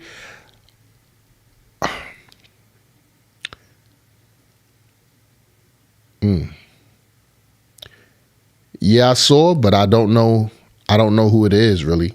If I don't know who it is, bro, like that's a weird situation, bro. You got me. I can't say that I'm a. You probably gotta move away from that. If it was, yeah, exactly, because now I gotta worry about the safety of my family now. Wait, so right, so of course, but remember, but like. Are you for the people? Are you for the community? Yeah, for the community, of course. Are you for the community? Of course. Right. So you care about your community? Of course. You care about other people? You care about other people outside of your household? Of course. Do you care about young black men who keep joining gangs and then and going in the early grade? It bothers me, but yeah. Mm-hmm. You're gonna allow this individual keep walking the streets and causing chaos and mean that claim that you're out. So honestly, bro, I'm like, yo, listen. I'm tired of black mothers crying. I'm tired of family crying. You know how many mothers he probably had crying and shit like that? You know what I'm saying? Mm. And so you're gonna allow this person have more mothers crying in the future? Because remember, that shit ain't gonna stop. So right. Do that first one. You get used to that shit. Like killing become like a chore, bro. Right. You're gonna get comfortable killing. You cannot say that and you per se, but people can't say I'm a people's for my community. You're allowing drugs run, making mothers crackheads, making fathers crackheads. You allow murder in the street because you ain't saying as a people. Don't say Black Lives Matter only when it's white on white crime. What about black on black crime? Because I guarantee you, if there's a white shooter shooting up the community, you're gonna put the sound like a motherfucker. Let's be real. Let's be fucking real. If it was a white nigga shooting up two black men, you would go to the cop like, I don't give a fuck. So we can't be racially biased, bro. You get what I'm saying? People, come on, it'll be easy to tell with a white motherfucker shooting up a style on Lex. Fuck it, nigga. You shooting my niggas, my homies, my brothers. You ain't fucking black nigga. You know what I'm saying? You a white nigga cracker coming here shooting up, God, 5 niggas on Lex and shit, God forbid. Mm-hmm. Niggas gonna be quick to tell. Right. But then when it comes to black on black crime, shut up. Oh, don't get involved. Let's keep quiet. Remember that time when, and then we're gonna move on. I know you want to go to your shit. Remember that time when everybody intervened. Remember that dude? I think y'all talk about this. The dude that got jumped by the white men. Was it? Remember when the young guy he swam? He swam to the guy to help him out. Yeah, that's a fact. Remember that situation when homeboy got jumped? Mm-hmm. Right. So how come we intervene when it's white on black crime? But when it's black on black crime, we got this shit. I ain't saying nothing. I'm gonna shut the fuck up. It's a fair thing. It's a fair thing, bro, because we ain't scared of white people. We don't fear them. You say it's a fear. Yeah, so that's the only thing that I'm fearing. I'm thinking about repercussions onto my family after this information is put out, and they know that I put that information out. You know what I'm saying? Now, if I could anonymously give a tip, then that's another thing. But I don't fear gang violence happening to me unless, like, if it's a Klansman, if this is the Ku Klux Klan, I probably would think twice about doing this shit because these niggas be killing niggas, right? And I don't want them to target my son when he leave out the house and get on his bus, or my daughters alike, right? Even my wife. I'm thinking about that as well. You know what I'm saying? But if it's some random regular white people or even random regular black people, bro, it's easier to give information without the fear of retaliation That's the only thing that keeps niggas quiet. The fear of retaliation, bro.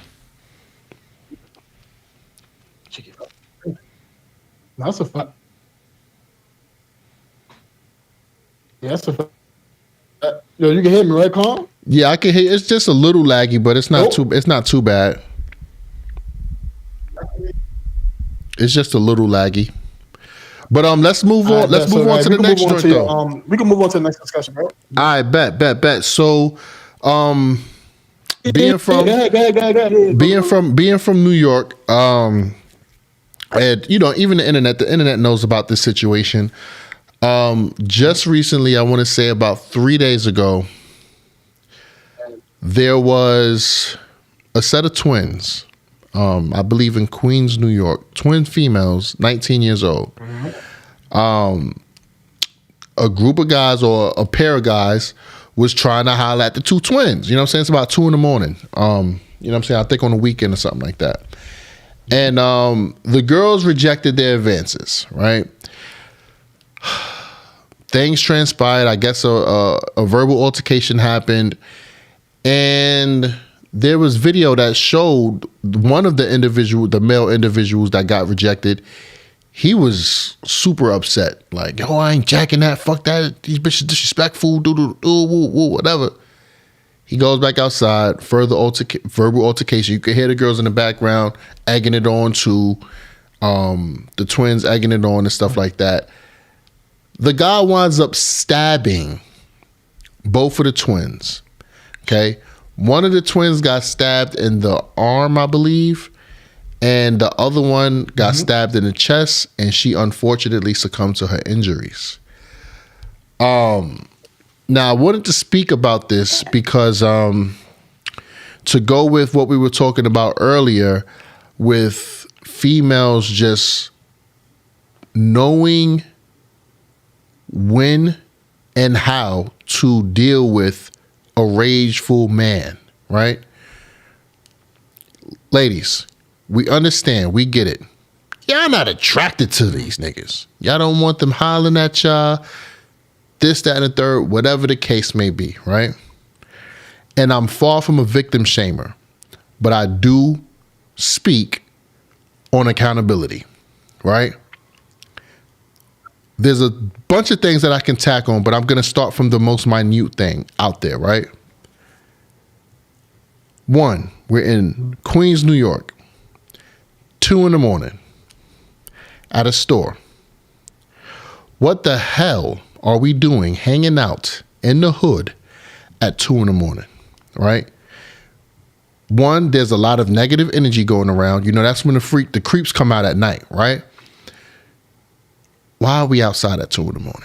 This is the part that we was talking about earlier, where we was like, what can we do as a community to get better? We got to make better decisions, right? We got to stop hanging out and partying all the fucking time. Partying is the fucking devil. There's nothing good that comes out of partying. Partying literally makes you broke. You spend money partying, you spend time, you spend energy partying, and you risk your life partying, right? Stop partying. Right? Focus on something else. Focus on your craft or something better than fucking partying and fun all the time. Fun is for human beings that's between the ages of 1 year old and to maybe 13, 14, 15 years old. Right? After that, we got to start growing up mentally. The clubs is a setup, right? So this is probably where these girls was coming from. They probably was coming from the club, or they was probably trying to hit the store up to get a blunt, a little roll up, or whatever the case may be. Whatever, I don't know. But going being outside at 2 a.m. is for the wolves. Ladies, protect yourselves. Do not be walking these streets, especially by yourself, with no protection against these fucking wolves, right? So that's one. That was one thing that rose my eyebrows, right? Number two. There is a way that you reject these dudes, right? Rejecting a dude in a aggressive and embarrassing way is very dangerous, especially if you don't have any protection. You don't have a male with you. You don't have a gun on you or something like that. It's very dangerous. These guys that's hollering at you, you ain't special, mamas. You ain't the only girl that he hollered at. That nigga done hollered at 25 other girls before you. And they all said the same answer you gave them. And each time they gave him that answer, he got a little bit more frustrated. Because he's horny. He want to get a girl. Oh, it's 2 a.m. You outside. You must be a straggler. I'm already thinking that you want to fuck. Automatically. You outside 2 a.m. Hold up. And especially depending on how you dressed. Hold up. Wait. You must be down with something. Right? And then when you tell me that you ain't down with it, now I think something wrong with me now. Fuck, but bitch, I'm ugly or something? Like, fuck. Like, now it's disrespectful, right? Stop putting yourself in compromising situations. Learn how to reject a little softly, depending on the situation and what's going on, because you cannot afford to physically protect yourself. No matter what your brain telling you, whatever the feminists out there say, oh yeah, we can do what men do. No, you cannot beat no man. You can't do it. You can't do it. And sometimes you won't make it to call 911. Unfortunately, like that twin that passed away on the way to the hospital. Right? You can't keep moving like this. I'm not victim shaming. I'm just pointing out some things. That dude is a bitch. He's a bitch. He's a hoe. He's a fuck nigga for stabbing a girl. Yeah. Stabbing a girl, bro. You could already defeat her physically. You can already beat her up. You could do that already. Why you stabbing her? Yeah, why you stabbing her, bro? Why you stabbing her, bro? Why? If you had to do anything, you could have slapped her. If you had to do anything, you shouldn't even be slapping her. But stab her, bro? Both of them? You's a bitch, my nigga. You's a bitch. So this is not saying that dude was innocent. I'm just talking on the sense of, ladies, you have to make better decisions. You have to make better decisions. You don't want to listen to your dad. You don't want to listen to your boyfriend. Maybe you'll listen to the random podcaster that says, stay out of these niggas' faces. This is why your man don't want you around men. This is why. Because they can physically do you harm if you say no. I mean, yeah. Go ahead, bro. I'll let you take it. This is why sometimes your man don't want you to go out, period. Right. No, I said, and this is why, your man don't want you to go out, period, because of shit like that, safety reasons. It's not that we trying to be insecure. We're not trying to be controlling. We just trying to protect it. There's crazy niggas out here, man. And I want to say this, a lot of niggas got to learn how to take rejection, bro. Oh, yes. It's a lot of females out here. It's a lot of fish in the sea. Now you're going to throw your whole away for one fish, bro. Take the L, tuck your chin up. You know what I'm saying? So I want to say this. We can handle rejection, though. I know rejection is hard. Say that again about rejection. Say that again one more time. So how we...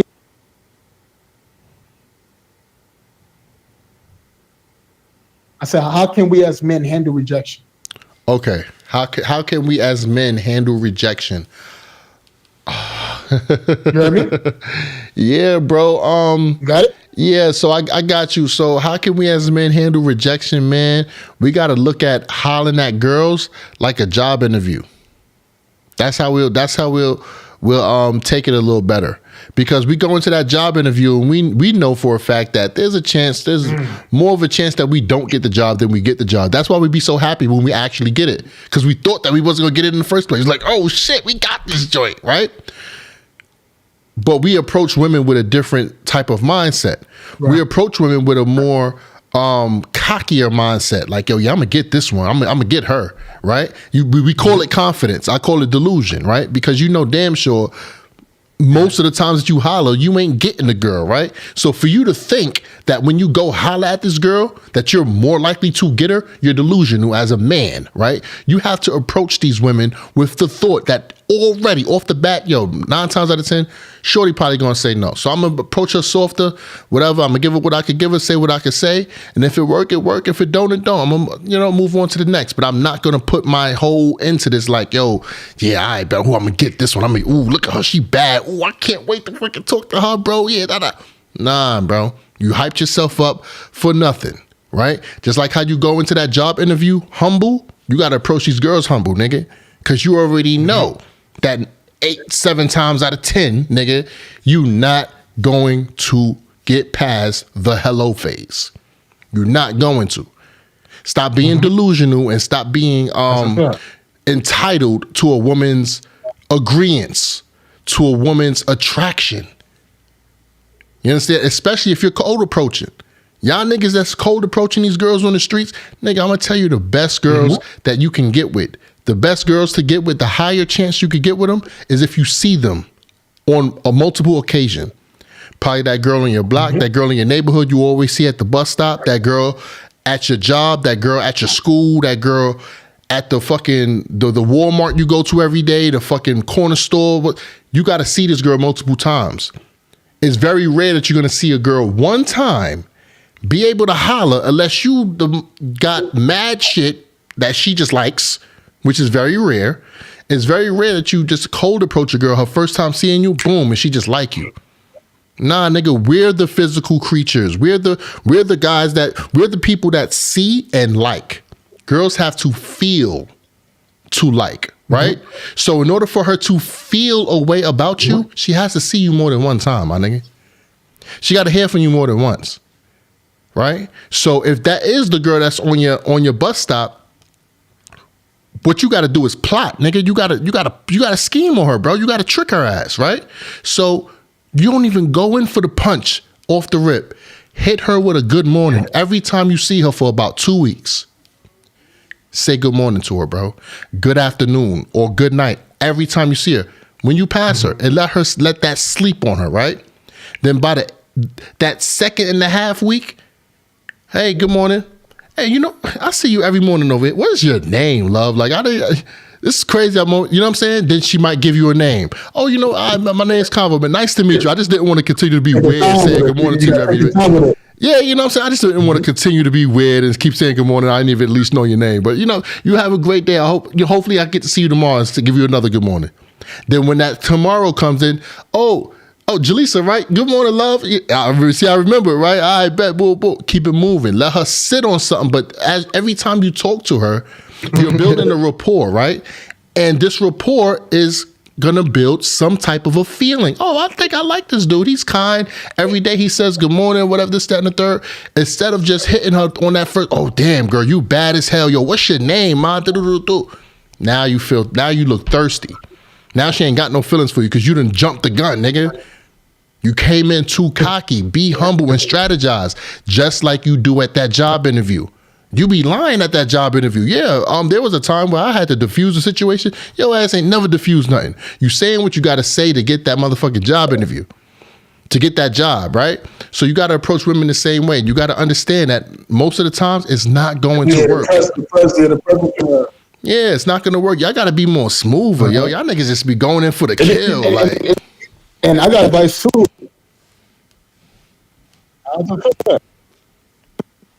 And and I got advice too. Sometimes some of these females reject peacefully. Yeah. And I got my face.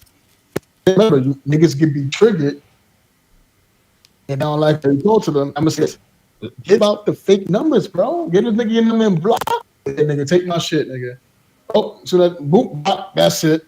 You know what I'm saying? That's how that can, because that's what I feel Shorty could have probably did too. Right. The nigga was being thirsty and all that.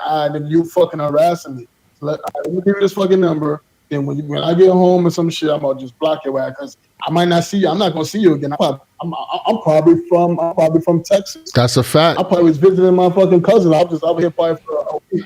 That's nigga, a get fact. the nigga the fake number and fucking just say, hey, nigga, then block you, nigga. Yeah, no. Some women, what they do is they want to argue and attack. And I nigga, get the fuck up my face. I said no, you ugly ass nigga. Then they get mad. Oh, that's why you a fucking bitch anyway. Yep. You know what I'm saying? Because sometimes the women, they don't know how to reject. Right. Because let's be real, some of them be rejecting, be putting niggas down. You dirty, like look how you da. Nah, you know what I'm saying? So can we say this? Women, even if they want to reject, can we say that they have to learn to also reject peacefully? Right. She could have said, sorry, I'm flattered. But you could have lied, said, oh, but I'm married or I got a man. Yeah. I'm not making excuses for them. Right. Yeah. Facts. Yeah. Something like, you know, oh, well, yeah, I appreciate the attraction. That's super flattering, like you said. But look, I'm in a relationship and I really don't even want to waste your time, you know what I'm saying, with anything or something like that. So I appreciate the compliment, you know what I'm saying? But, you know, I guess, you know, have a good night or I'll see you around or something like that. Like, just get yourself out of that situation. You know what I'm saying? And if you feel that, all right, this dude is type dangerous and you're actually like scared, your heart is pounding, because as a woman, you should be scared of most men physically. Yeah, give out that number. Give that number and then block his ass. Like you said, because what these guys are doing from what I'm hearing is they'll ask for the number and they're like, I bet I'm about to call your phone right now, save me. Right? So if you give them a fake number and that phone don't ring, that's might take the nigga off. So give him your real number though. Give him your real number. Right. Lock him in. Right. Lock him in and then motherfucking block his ass when you get home. Or you can or what you ladies could do, I'm gonna tell you this, right? Because I just got this phone number. Right. I just got this phone number off of that text-free joint for the show, for the podcast, right? Yo, you could pay. It sounds horrible, ladies. I know, I get it, man, that you even have to pay for a fake line or whatever. But it's $10, right? You can get a whole phone number and give that shit to the dudes. Give them the text-free number. And then just never have your fucking text-free app thing activated. So whenever they call it, they don't get through. That's genius, actually. It takes $10 a month, but it'll keep the fucking creeps away. What, Jaleesa in the background, what you said, babe? No, they shouldn't have to do that? Don't do all of that. Men should be taught to handle their emotions. Yeah, no, that's a fact. So Jaleesa in the background, she said women shouldn't have to go through all of that. Men should learn how to handle their emotions, which is a fact. Which will eliminate all of that. That's a fact. That's a whole fact. And yeah, that goes with what you said with how to deal with rejection. Hold on. But we know that. We know that. But at the same time, women have to know how to be more logical and reject peacefully. Right. True. You can be like, yo, listen, I'm flattered. Like you said, yo, you're even lie, but yo, I ain't gonna lie, you handsome, though. Listen, if I ain't have a man, but I got a girlfriend, you know, I got. Nah, a nigga might move off for that. A nigga might move off for that. Nigga might move off for that. So a nigga might move off for that. She call him handsome. Oh, it's lit. Door really open. Yeah, I heard you, bro. Right. So I'm gonna piggyback on this, right? Can we say, right, that it could be like pride? I want to talk about pride, and pride is a terrible thing to have, man. Mm-hmm. So when we talk about pride, though, right? Can they say pride is the reason why? Like, you know, a nigga will react that way? Because what if, let's say like this, what if a nigga never got told no and it's his first time got rejected? He don't know how to handle this shit though. Pride is a very dangerous thing that men and women. Can we say pride is the reason? So how can man handle pride being rejected by a female? Like I said, lower your expectations of how this might go. You have to protect your pride. See, men have pride that we wear on our sleeves. We wear that shit out here as our arms, right? We wear our pride on our sleeves. So when we say that, that means that we have no choice but to show this, right? If we wore our pride as underwear, we can hide our pride, right? Men can't hide it, right? We wear it on our sleeve, but you have to protect it though, right? You have to protect your pride. So quit putting yourself in a position to have your pride hurt, nigga. Because all your pride getting hurt, that's you being in your feelings. Just like Jaleesa said, you have to learn how to navigate our feelings. Protect your pride, bro. Protect your pride. Move more meticulous. Move more militant. If you want shorty, plot, nigga. Scheme, nigga. Y'all niggas just be out here fishing for a nut. And these girls know that. Stop doing that shit. You have to be more player. Y'all niggas have no game and no patience. For the niggas with no game that do nothing but cold approaches, y'all are the ones that need to be focusing on these stragglers, on these stats. Stop approaching respectable women, nigga. You're going to get rejected. There's hoes out here that's going to fuck you and suck you for some weed, nigga.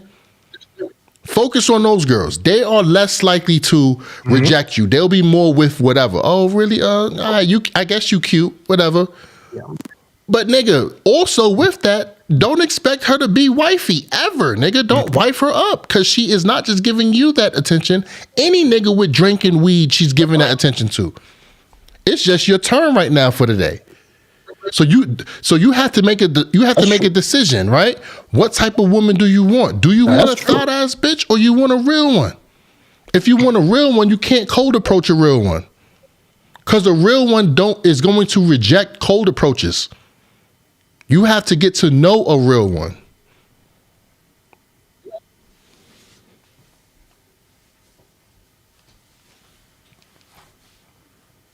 And what's a real one to you? A real one is a woman that carries herself with respect. You know a woman when you see a woman. And you know a bitch when you see a bitch, and you know a thought when you see a thought. When a woman step in the room, that motherfucking room get quiet. And motherfuckers stop cursing so much around her. Niggas don't say bitch around a woman. Niggas watch their mouth around a woman. Like right? A real. Yeah. Niggas watch their mouth around a woman. When a thought step in the room, niggas is saying all the curses, all the profanities. They want to smoke weed around her. They want to drink liquor in front of her. It's open season because we don't respect her.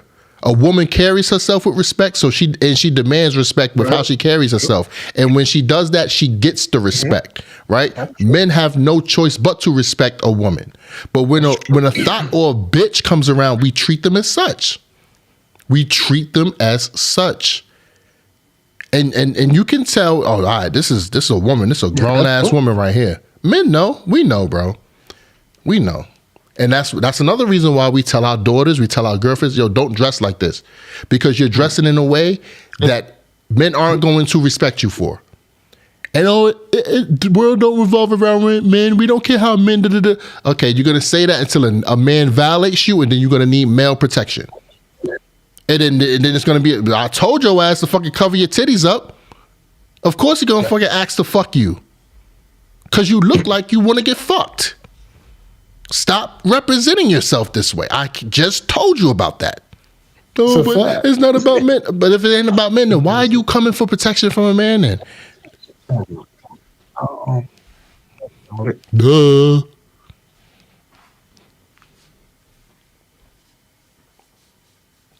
Yeah, bro, but with that whole situation, with the girl getting stabbed, man, I feel bad about that, bro. That was terrible. I got two daughters of my own. Hold on. Come on, I want to intervene. I want to piggyback on what. That's a fact.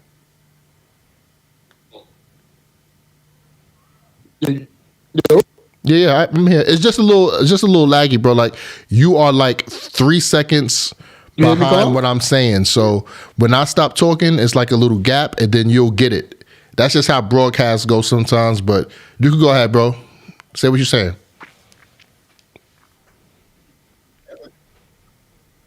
I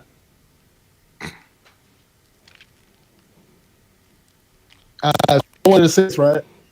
Can we say that parents have to be careful how to raise their if they never hear, if they spoil their child and never hear the word no, then now when your child hear the word no in the real world, they act a fucking fool. So can we say that the nigga probably was a spoiled ass brat? Can we say can we blame his parents? But what if his household he was always heard yes? And I feel this is why parents need to sometimes just say no, for your kids will know how to handle rejection. Because I feel spoiled ass kids don't know how to handle rejection. Then I might grow up with them, and they might not handle rejection across the board. When it comes to rejecting from a job, they be that man might be fucking crying like a little ass kid, baby. He's 19 years old, fucking crying. No, nigga, tuck your chin up. Because remember, you heard rejection before. You got told no before. But sometimes when these parents be spoiling these kids, I'm talking about more sons too. Mm-hmm. That's why you can't be spoiling these sons, because when they hear no, they ain't gonna know how to handle it. They ain't gonna know how to tuck their chin up it's more efficiency. The more efficiency of a job, it's more efficiency of females. Right. It's more efficiency of anything in life that told you no, bro. Right. But, So I do have something on that. So I can we do say believe. it is? Can we say is that a being a spoiled complex? Now, I don't believe it's from being spoiled, because when you look at it, being rejected from a job and being rejected from your sexual desires, those are two different ranks, right? So with the guy that stabbed those girls, and rest in peace to Shorty, with the guy that stabbed those girls, I believe that he's been told no a lot and he's just tired of hearing no. I don't believe he was a spoiled dude. Usually spoiled dudes don't carry themselves like that. When moms spoil their boys, they usually walk a different path than gangster shit. You know what I'm saying? Like, you don't have mamas. There's no mama's boy gangster. You know what I'm saying? Mama's boys, they walk a different path, typically, right? So, with that being said, the rejection thing, I believe that if you are told no too much, they're more women pleasers. Right? But if you're being told too much no's, then you get sick of hearing that shit. Then now I'm raging out now because I done heard this shit my whole fucking life. Like, I'm not like, what you mean no? Like, why y'all girls keep saying no to me? Like, you know what I'm saying? So now I'm reacting now out of anger. My anger emotions is coming out, right? So, but you got to hold yourself accountable for that because you're doing it the wrong way. You're looking up to the niggas that do these cold approaches and get bitches just for sex or whatever, right? That's the issue. Our young men out here are looking for just sexual encounters with women. Now, if we got back to looking for relationships with girls, we wouldn't lead with our lower end, right? So now because everything is just sexualized. Our heroes are sexualized. Our enemies are sexualized.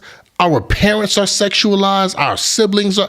Everybody is sexualized. The commercials is crazy, right? So everything is being led with sex. If we get back to the mindset of relationships and family, bro, the way niggas approach and the way niggas take rejection would be completely different, bro. Completely different. The guys that do all of this cold approaching and want to holler at everything, those are just hornballs. They're hollering at you because they see something sexual on you that they want to experience, right? That's the problem. Because deep down, these girls be acting like, oh yeah, I could dress like this and I don't care and this, that, and the third and carry myself this way and I don't care with no man. But you do care. You do care because it bothers you that these dudes is only looking at you to beat it. It's bothering you somewhere. It's bothering you that no dude really want to spend time with you. He ain't trying to take you to see his moms, meet his moms and meet his grandmoms and tell you stories about the family business. It's bothering you that dude want to have sex with you so early. It's bothering you somewhere. But you're trying to fight against that on the exterior so that you can continue to carry yourself in a promiscuous way. Promiscuous attitudes leads to promiscuous reactions. So leads to promiscuous energy. So you can't be mad at what comes with that. You want to keep wearing this tough girl, big girl shoe and say, I don't care about what no man and what no man. And then you're sick of men being a certain way with you. Advertise, market yourself as something different and you will get a different position in the right man's life.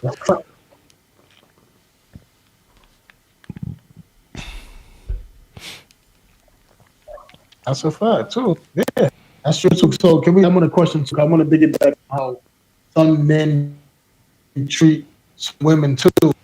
So can we say this that men treat women on how they feel about them? Say that one more time for me, brother.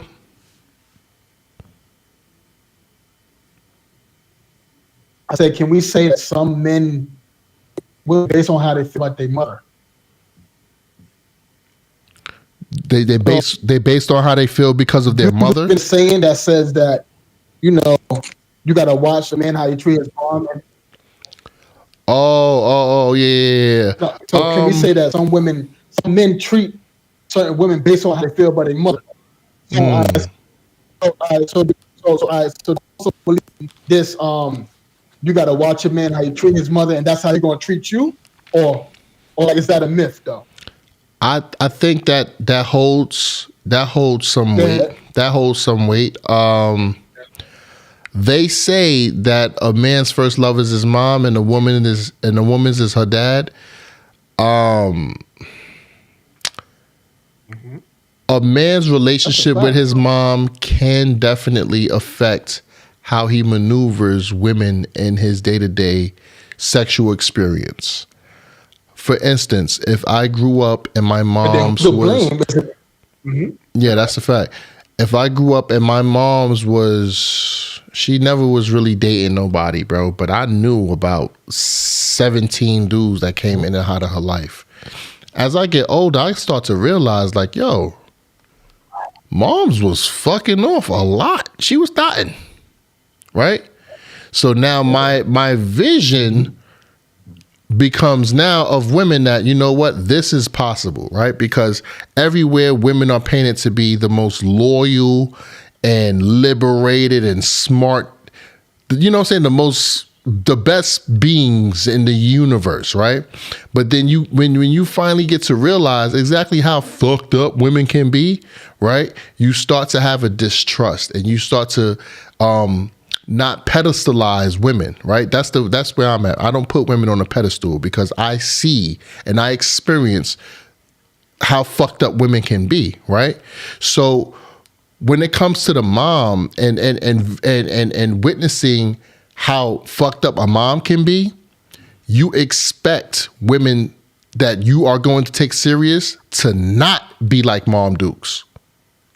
So I'm not looking for a woman to be like Mom Dukes. I'm looking for a woman to not be like Mom Dukes. Once I get older and I realize, damn, Mom Dukes was wilding. I don't want that in a woman, because I realize Mom Dukes made me realize the fucked up shit that a woman can do. So I don't want that in a woman. Now, if it was the opposite and Mom Dukes she was an angel and fucking, she really was a good woman. And when I get older and I start evaluating the things she said and how she carried herself and the lessons she taught me, and I could say, like, damn, Mom Dukes, man, she's the best woman I ever met. I want to marry a woman just like her. That's the difference. I think we try to stay away from that's what's a bad. problem too, though. Elaborate on that. You know, you hear me? You know, it's so funny. And that could be to be successful relationship because they want women to be like their mothers, bro. And they search for a woman like their mothers. True. And that could be fiction. Because at the end of the day, women hate mother boys, bro. They hate to be in competition with niggas' mothers, bro. Yeah, that's true. Women hate mothers' boys. That's why some men have unsuccessful relationships. They hate their mom. They searching for a woman like their mother, bro. Yeah. And that's very unhealthy, man. Because you ain't gonna find nobody like your mama. Ladies, you ain't gonna find nobody like your daddy. You know what I'm saying? So what we should do with those traits is incorporate those traits in ourselves instead of trying to expect them from our partners. So if my mom's was wild, loving and caring, and you know what I'm saying, and all this other type of stuff, and that was the love that I experienced from her, I'm not going to expect that from a whole other woman that was raised by a whole other set of parents. I'm going to take those traits and I'm going to instill them into me and give them to exactly. Right. So that's where we get it fucked up at. We think that we're supposed to marry our parent. Like, oh, I bet those traits that my dad got, so I got to get a guy like my dad or a woman like my mom. Nah, that's fucking weird. You don't do that. That woman ain't going to be like your mom's because your moms ain't raised that woman, right? that woman's moms raised her and she raised her with completely different traits. So what that lady should do is take the good from her mom and give that to me. Just like how I'm taking the good from my mom's or my dad and I'm giving it to you. I'm not expecting anything from you. I'm expecting you to remain the person that I love and not become your mom or your dad or something like that. I mean, not for you to expect me to become your mom or your dad, because I could never be them. And you could never be them either.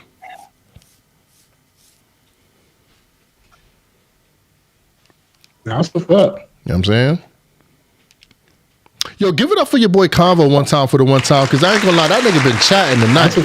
That nigga really been chatting tonight, and I ain't rehearsed none of this shit. I don't go over it in my head. It just when we talk and we having these conversations, it just happens. Germs, bro. Appreciate you, brother. Yo, you know what it is, bro? Like, honestly, bro, my shit kind of up on, so sometimes I can't really like piggyback with everything what you're saying. So I'm playing like catch up a little. I know. Like on my end, you know what I'm saying? But anything else you want to discuss it, like involved in this situation?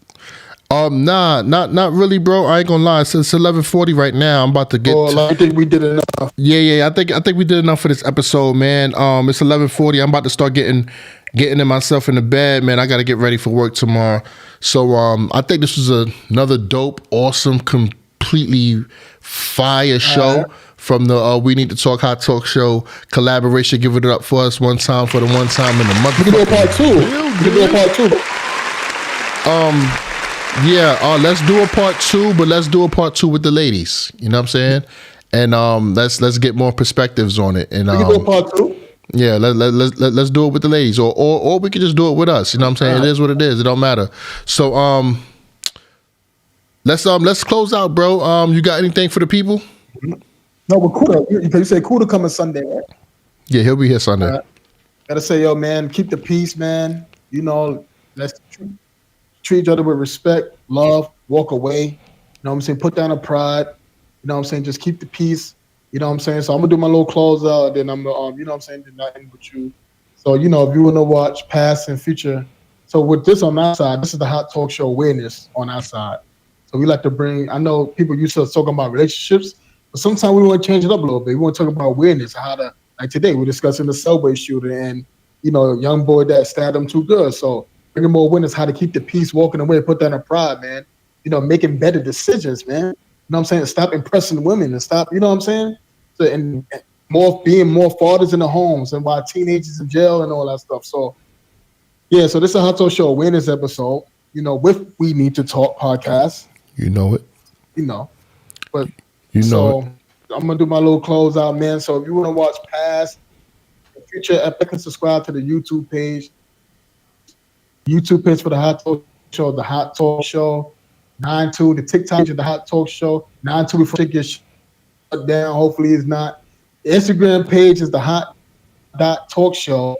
And the Facebook page is the Hot Talk Show, past, future, and lit episodes. I'm going to announce our next episode. Going to be back in the Thompson studio. So stay tuned to fucking that. That's going to be lit. And if you want to perform on the Hot Talk Case, email the Hot Talk Showcase at Hot Talk Case is the Hot Show 92 at Gmail motherfucking come. I will a little single, a little intro for that shit, but I'm again.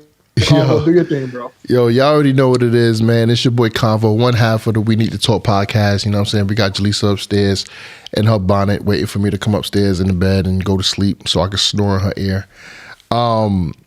Hey, we just want to thank everybody for tuning in. Keep on tuning in. Keep sharing, and subscribing. We want to be a lot more consistent with this thing. I'm gonna start looking through some of our dialogues and start making some clips, because I know we got a few viral clips every time we talk, but I ain't gonna lie, I've been a little lazy on making the clips, and I'm going to be better. I've been making a lot of lifestyle changes, been hitting the gym, been trying to focus on what I eat. Need to do a little better than that. As y'all can see, I very irresponsibly drink a juice But I need to drink more water. I have been, and you know what I'm saying, I'm trying to get my body back right.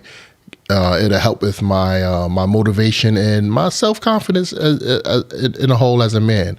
Walk with me through this journey. You know what I'm saying? If you got any pointers, let me know. You know what I'm saying? I would love to have them, love to hear them, love to implement them, and love to let you guys see some of the progress and what you're offering to me, how it's working for me. But we're going to close this off. And I just want to make a little announcement. It's going to be a surprise to my boy Iz as well. I will be performing on the next Hot Talk Showcase. You know what I'm saying? So stay tuned for that. I'm in the building. That's what's up. So we gonna get it popping. You know what I'm saying? So as always, it's your boy Convo. And we out. Your boy Is. Peace.